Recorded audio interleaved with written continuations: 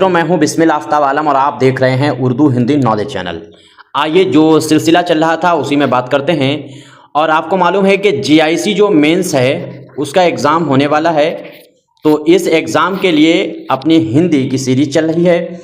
और कोई भी सब्जेक्ट आपका हो, कोई भी सब्जेक्ट, यानी आप भले हिंदी के हों, इंग्लिश के हों, उर्दू के हों, हर किसी के लिए हिंदी 100 क्वेश्चनों के लिए अनिवार्य है। तो इसमें जो है हम लोग आज बात करेंगे, ये तमाम निबंध जो हैं पहले आ चुके हैं टॉपिक, उन्हीं पर हम लोग बात कर रहे हैं।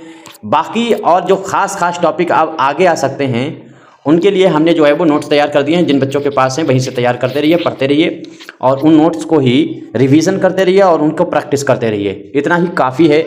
और उर्दू अगर सब्जेक्ट के हैं तो उसके भी नोट्स 110 टॉपिक जो है हमने कंप्लीट कराए हैं, क्वेश्चन उनको कर लीजिएगा प्रैक्टिस, आपका काम हो जाएगा। उतनी ही चीज़ें पढ़िए जितनी आपसे एग्जाम में पूछी जाएं। बहुत ज़्यादा हिंदी और पढ़ना चाहते हैं तो हद से हद हाई स्कूल जो बोर्ड परीक्षा होती है उत्तर प्रदेश की, उसका मॉडल पेपर ले लीजिए, चाहे मास्टरमाइंड का लीजिए, विद्या का, चित्रा का, और उसको पढ़ लीजिएगा। तो बाकी हम सारी हिंदी तैयार करा ही रहे हैं और नोट्स में सारी चीज़ करा दी है, तो उसको हासिल कर सकते हैं। नंबर यह है 6386, स्क्रीन पर जो दिखता है 6386 492 279, उससे कॉन्टैक्ट कर सकते हैं। चलिए हम लोग बात करते हैं। टॉपिक है सांस्कृतिक बहुलता, अर्थ एवं भूमिका। तो हमने कई बार बताया है कि इसमें जो है वो प्रस्तावना से हम लोग शुरू करेंगे। जैसे कोई इतिहास का अगर टॉपिक है तो उस इतिहास के टॉपिक की जो हम शुरुआत करेंगे वो यहाँ पर भूमिका से शुरुआत करेंगे।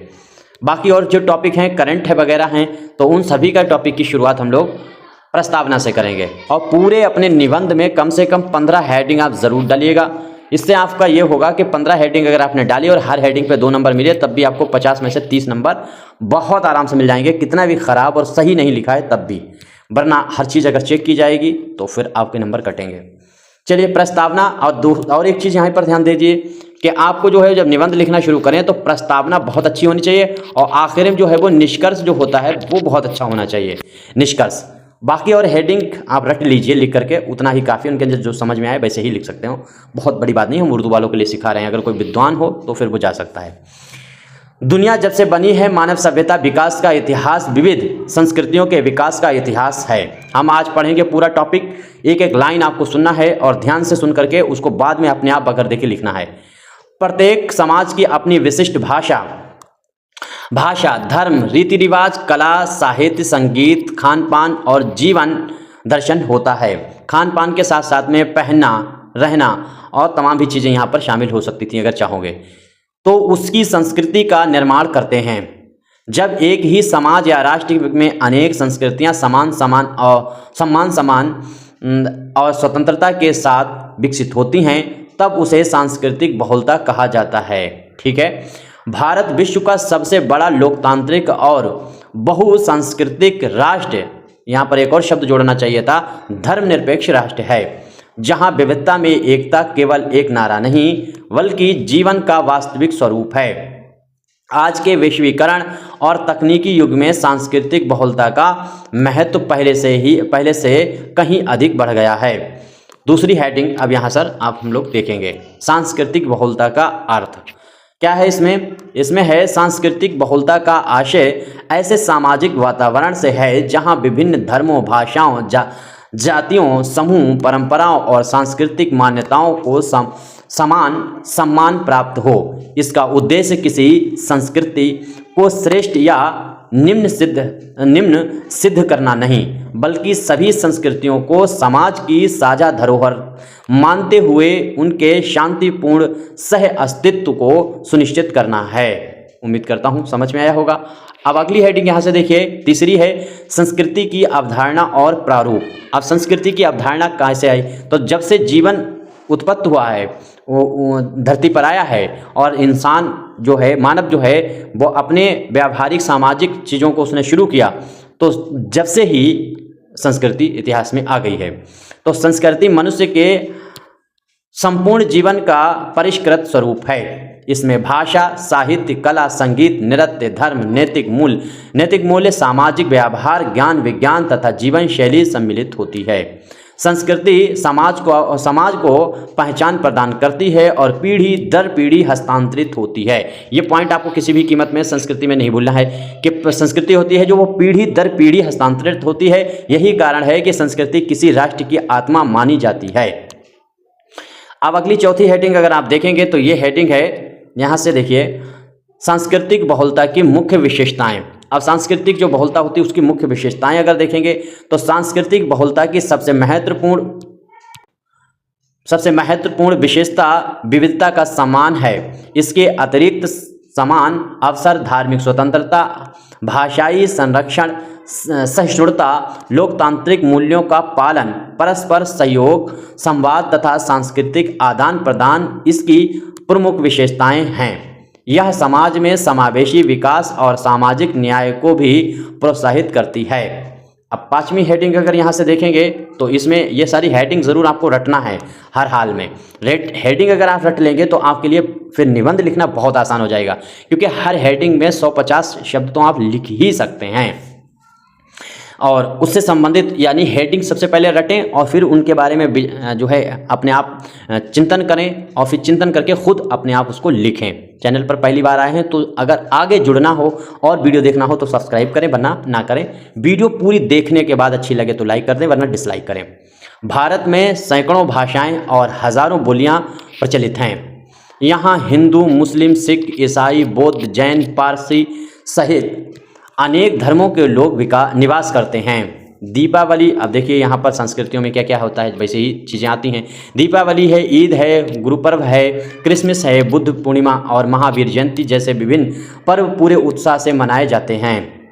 ठीक है, आगे अब यहाँ की और भी चीज़ें देखिए, नृत्य भी देखिए कलाओं में। भरतनाट्य, कथकली, ओडिसी, कुचिपुड़ी तथा विभिन्न लोक नृत्य भारत की सांस्कृतिक विधाओं को समृद्ध बनाते हैं। कहाँ यार हो जाता है, बनाते हैं। यह विविधता ही भारत की सबसे बड़ी शक्ति है। अब आगे अगर देखेंगे तो आगे है सांस्कृतिक बहुल्यता की आवश्यकता। लोकतांत्रिक समाज में प्रत्येक नागरिक को अपनी संस्कृति के अनुसार जीवन जीने का अधिकार प्राप्त होना चाहिए। सांस्कृतिक बहुलता समानता, स्वतंत्रता और न्याय जैसे संवैधानिक मूल्यों को सुदृढ़ करती है। इससे समाज में भेदभाव कम होता है तथा सभी समुदाय को समान और सुरक्षा का अनुभव होता है। अब अगली हेडिंग आप देखिएगा, अगली हेडिंग है राष्ट्रीय एकता और अखंडता। तो राष्ट्रीय एकता और अखंडता संविधान वाले में भी टॉपिक डाल सकते हैं, जनगणना वाले में भी डाल सकते हैं। ये हेडिंग ऐसी है जो संविधान का जब लिखेंगे उसमें भी डालेंगे, जनगणना के बारे में जब लिखेंगे तब भी डालेंगे। भारत की संस्कृति के लिए तो यहाँ पर पढ़ा ही पढ़ा है समझ। इसके अलावा राजनीतिक अगर चीज़ों पर पूछा जाता है, निबंध आता है, तब भी ये हेडिंग आप डालेंगे। तो इस तरह से कुछ हेडिंग कॉमन होती हैं। ऐसे ही प्रस्तावना और निष्कर्ष हर निबंध में आपको डालना ही डालना है। भारत जैसे विशाल और विविधतापूर्ण देश में राष्ट्रीय एकता का आधार संस्कृति बहुलता ही है। भारतीय संविधान सभी नागरिकों को समान अधिकार प्रदान करता है तथा भाषा, धर्म और संस्कृति की रक्षा का आश्वासन देता है। यही कारण है कि अनेक विविधताओं के बावजूद भारत एक सशक्त राष्ट्र के रूप में विश्व के सामने खड़ा है। ठीक है, अब अगली हेडिंग हम लोग यहाँ से देखते हैं। अगली हेडिंग 8 नंबर है शिक्षा और संस्कृति की बहुलता। इस हेडिंग में क्या है, शिक्षा और संस्कृति की बहुलता में एक चीज़ याद रखिएगा कि आप भीड़ से मत घबराइए। आपका जो कंपटीशन होने वाला है वो एक सीट पे 15 लोगों को लिया गया है और 15 में से 5 तो ऐसे ही बाहर हो जाएंगे। कम से कम 50% नहीं लेकिन 40% स्टूडेंट ऐसे हैं जिनके पास डिग्री नहीं है, और जिनके पास डिग्री नहीं है उनको वो बाहर ही समझिए, वो अंदर आ ही नहीं पाएंगे। बहुत मुश्किल है, हम सीधी सीधी बात कहते हैं, इसलिए शायद आप लोगों को बुरा लगता है। तो ऐसे ही समझ लीजिए 10 लोग ही रह गए हैं, एक सीट पर कंपटीशन होने वाली है और उसमें भी आपको कम से कम 10 में 2 या 3 बच्चे ऐसे होंगे जिनके अंदर धैर्यता होगी और ये एग्ज़ाम पूरी तरह से धैर्यता का है। हम अपनी वीडियो से ही अंदाज़ा लगा लेते हैं कि इसमें इतना मूर्ख आता है देखने की वो पूरी वीडियो देखे बगैर वो समझ लेता है कि इसमें वीडियो में क्या है और अपना निकल लेता है। बहुत अच्छी बात है, हमें बुरा भी नहीं लगता और हम वैसे भी कहते हैं दिल करे सब्सक्राइब करो, दिल करे लाइक करो, दिल करे नहीं लाइक करो। तो ये यहाँ से हमें अंदाज़ा हो जाता है कि भीड़ से नहीं घबराना है। जो लोग शांतिपूर्ण, जैसे अपने टीजीटी और एलटी में जिन लोगों का सिलेक्शन हुआ था, अब एलटी का रिजल्ट मेंस का आएगा, तो प्री का अपने बच्चे बहुत निकाल के आए। लगभग 350 बच्चे ऐसे थे जो फाइनल में एग्ज़ाम अपने चैनल से देने गए थे। तो वैसे ही जीआईसी का भी एग्ज़ाम होने वाला है, बहुत आसानी से निकल जाएगा, घबराने की ज़रूरत नहीं। शिक्षा सामाजिक परिवर्तन का सबसे प्रभावी माध्यम है। विद्यालयों और विश्वविद्यालयों में विभिन्न संस्कृतियों, भाषाओं, साहित्य और इतिहास का अध्ययन विद्यार्थियों में सहिष्णुता, समानता और लोकतांत्रिक दृष्टिकोण विकसित करता है। राष्ट्रीय शिक्षा नीति भी भारतीय संस्कृति के संरक्षण तथा वैश्विक दृष्टिकोण के विकास पर बल देती है। इस तरह से ये चीज़ क्लियर हुई। अगली हेडिंग देखिए 9 नंबर हेडिंग, आज कलर नहीं की गई, पता नहीं क्यों हेडिंग। तो यहाँ से आप देखेंगे वैश्वीकरण के संदर्भ में सांस्कृतिक बहुलता। तो वैश्वीकरण के बारे में बहुत ज़रूरी है, बहुत इंपॉर्टेंट हेडिंग है। तो वैश्वीकरण के कारण विश्व की विभिन्न संस्कृतियां एक दूसरे के संपर्क में आई हैं। इंटरनेट, सोशल मीडिया और आधुनिक संचार साधनों ने सांस्कृतिक आदान प्रदान को बढ़ावा दिया। इसके सकारात्मक परिणामों के साथ साथ स्थानीय भाषाओं, लोक कलाओं और परंपराओं के संरक्षण की चुनौती भी सामने आई है। इसीलिए आधुनिक और परंपरा के बीच संतुलन बनाए रखना आवश्यक है। अब एक ये हेडिंग अगली वाली देखिए, और हेडिंग है सांस्कृतिक बहुलता के समक्ष चुनौतियां। कौन कौन सी चुनौतियां हैं? अब ये भी संस्कृति के समक्ष चुनौतियां तो बहुत हैं, आधुनिकीकरण में चुनौतियां ही चुनौतियां हैं। आज सांप्रदायिकता, जातिवाद, भाषाई विवाद, क्षेत्रवाद, धार्मिक कट्टरता, सामाजिक असहिष्णुता तथा सांस्कृतिक भेदभाव जैसी समस्याएं सांस्कृतिक बहुलता के लिए गंभीर चुनौती हैं। इसके अतिरिक्त उपभोक्तावाद और पश्चिमी प्रभाव के कारण कई पारंपरिक लोक कलाएँ और भाषाएं धीरे धीरे विलुप्त होती जा रही हैं। इसके बाद में अगली हेडिंग 11 नंबर हेडिंग होने वाली है सांस्कृतिक बहुलता को सुदृढ़ करने के उपाय। अब इसको सही ठीक करने के उपाय भी देख लीजिए। सांस्कृतिक बहुलता को मजबूत बनाने के लिए संविधान के आदर्शों का पालन, गुणवत्तापूर्ण शिक्षा, सांस्कृतिक कार्यक्रमों का आयोजन, लोक कला और लोक भाषाओं का संरक्षण, विभिन्न समुदायों के बीच संवाद, मीडिया की सकारात्मक भूमिका तथा युवाओं में राष्ट्रीय एकता और सहिष्णुता की भावना विकसित करना आवश्यक है। देखिए जितनी चीज़ें यहाँ बताई गई हैं इस वाली हेडिंग में सांस्कृतिक बहुलता सही करने की, और जितना यहाँ लिखा है यही बात समाज में सब हो रहा है। यहाँ युवाओं को बताया जा रहा है युवाओं को क्या करना चाहिए। तो युवाओं देखिए मीडिया को सकारात्मक होना चाहिए, भूमिका निभानी चाहिए। मीडिया तो गोदी मीडिया एक जैसा शब्द गढ़ दिया गया है। युवाओं में राष्ट्रीय एकता होना चाहिए, तो राष्ट्रीय एकता ना हो करके जो है पार्टी एकता और धार्मिक एकता उसके अंदर घुस गई है। तो इस तरह से देश का तो बंटाढार करते ही जा रहे हैं ये लोग।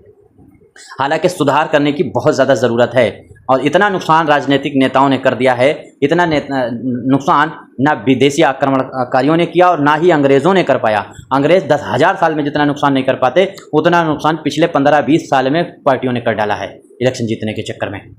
आगे देखिए, यहाँ से अगर देखेंगे तो भारतीय संविधान और सांस्कृतिक बहुलता, इसमें क्या है, भारतीय संविधान के प्रत्येक नागरिक को समानता, धर्म की स्वतंत्रता तथा भाषा और संस्कृति के संरक्षण का अधिकार देता है। संविधान के मौलिक अधिकार और नीति निर्देशक तत्व सामाजिक न्याय तथा सांस्कृतिक समानता को बढ़ावा देते हैं। यही संवैधानिक व्यवस्था भारत की बहुसांस्कृतिक पहचान को सुरक्षित रखती है।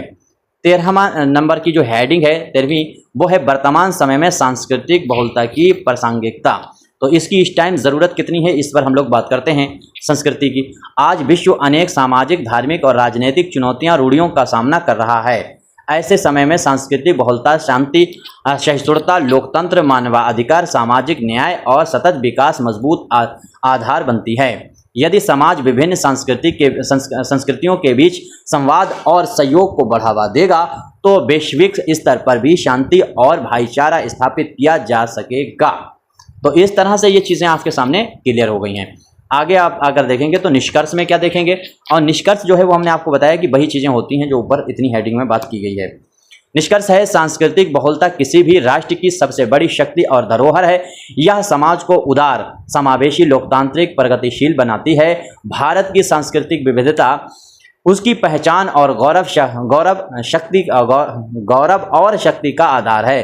प्रत्येक नागरिक का कर्तव्य है कि वह सभी धर्मों, भाषाओं और संस्कृति का सम्मान करे तथा संविधान में निहित समानता, स्वतंत्रता और बंधुत्व के आदर्शों का पालन करे। जब विविधता को स्वीकार करते हुए एक दूसरे के साथ सम्मानपूर्वक जीवन व्यतीत करेंगे, तभी एक सशक्त, समृद्ध, शांतिपूर्ण और विकसित भारत का निर्माण संभव होगा। इसीलिए सांस्कृतिक बहुलता केवल सामाजिक आवश्यकता नहीं बल्कि राष्ट्र निर्माण, लोकतंत्र की सफलता और मानवता के उज्जवल भविष्य की अनिवार्य शर्त है।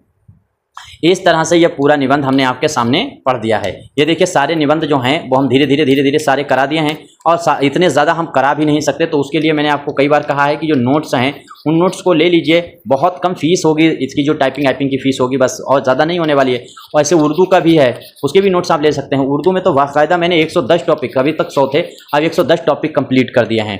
और एग्ज़ाम तक अपना टारगेट रखेंगे कि कम से कम 200 टॉपिक कंप्लीट कर दें सब्जेक्ट में। इसी तरीके से हिंदी का पूरा सिलेबस कर लें। ये जो नंबर दिखता है, इस नंबर पर कॉन्टैक्ट करके आप मंगा सकते हैं, हिंदी के भी और उर्दू सब्जेक्ट के नोट्स हासिल कर सकते हैं।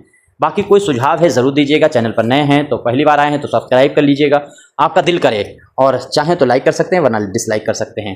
हाँ, ये अंत में आखिर में अपनी ये किताब है शाहीन, जिसका तो मैं बहुत शिद्दत से एडवर्टाइज करता हूँ, क्योंकि बात ये नहीं है कि इससे पैसा पैदा होगा, पैसा क्या पैदा होगा, इसकी 200-300 रुपये तो फीस ही है। दूसरी चीज़, इसमें खर्चा बहुत आया है। एक बात इसमें जो हमारे अपने काम की है कि ये किताब बहुत अच्छी है, जो आपको MCQs बेस्ड जो भी एग्ज़ाम है उर्दू के, उनको निकालने में बहुत मदद करेगी। और जिन्होंने पढ़ी है वो उनसे पूछ सकते हैं कि ये किस हद तक आप मुफीद है। बाकी क्या सुझाव है कमेंट कीजिए। धन्यवाद।